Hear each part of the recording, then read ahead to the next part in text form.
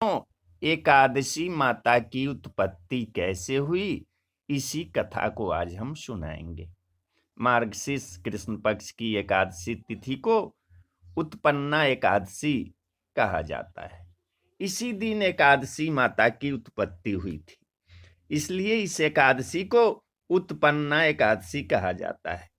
जो श्रद्धालु एकादशी का व्रत शुरू करना चाहते हैं, उन्हें उत्पन्ना एकादशी से ही इसकी शुरुआत करनी चाहिए। उत्पन्ना एकादशी व्रत करने से अश्वमेध यज्ञ का पुण्य मिलता है। उत्पन्ना एकादशी के दिन विष्णु भगवान ने राक्षस मूरसुरा को मारा था। भगवान श्री कृष्ण ने धर्मराज युधिष्ठिर को एकादशी माता के जन्म की कथा सुनाई थी कि सतयुग में एक राक्षस था मूर। उसके पराक्रम के आगे इंद्रदेव, वायुदेव, अग्निदेव कोई भी टिक नहीं पाए थे।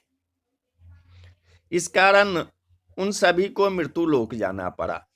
हताश निराश होकर इंद्रदेव कैलाश गए और भगवान भोलेनाथ को अपना दुख बताया। शिव जी ने उन्हें विष्णु जी के पास जाने की सलाह दी। सभी देवता क्षीर सागर पहुंचे, जहां विष्णु जी निद्रा में थे। कुछ समय बाद विष्णु जी के नेत्र खुले, तब देवताओं ने उनकी स्तुति की। विष्णु जी ने उनसे क्षीर सागर आने का कारण पूछा। तब इंद्रदेव ने उन्हें विस्तार से बताया कि मूर नामक राक्षस ने सभी देवताओं को मृत्यु लोक में जाने के लिए विवश कर दिया है। सारा वृतांत सुन विष्णु जी ने कहा कि ऐसा बलशाली कौन है जिसके सामने देवता टिक नहीं पाए।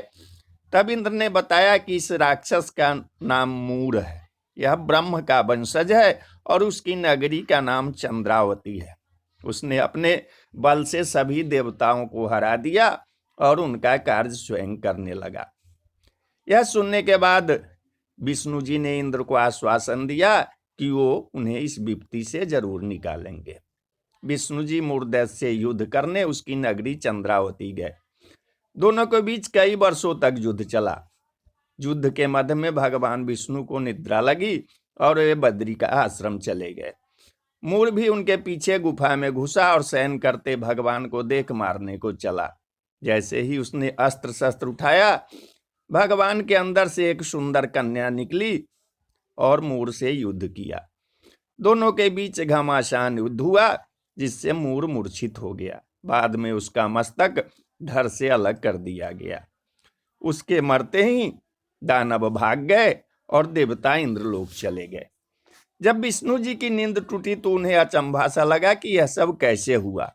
तब कन्या ने उन्हें युद्ध के विषय में विस्तार से बताया, जिसे सुनकर भगवान प्रसन्न हुए और उन्होंने कन्या को वर मांगने को कहा।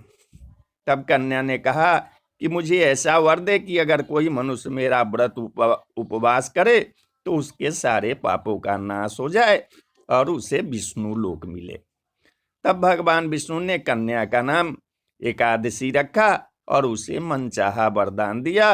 उन्होंने यह भी कहा कि इस दिन तुम्हारे और मेरे भक्त समान होंगे और यह व्रत मुझे सबसे प्रिय होगा। तो बोलिए जय श्री हरि विष्णु, जय श्री हरि विष्णु।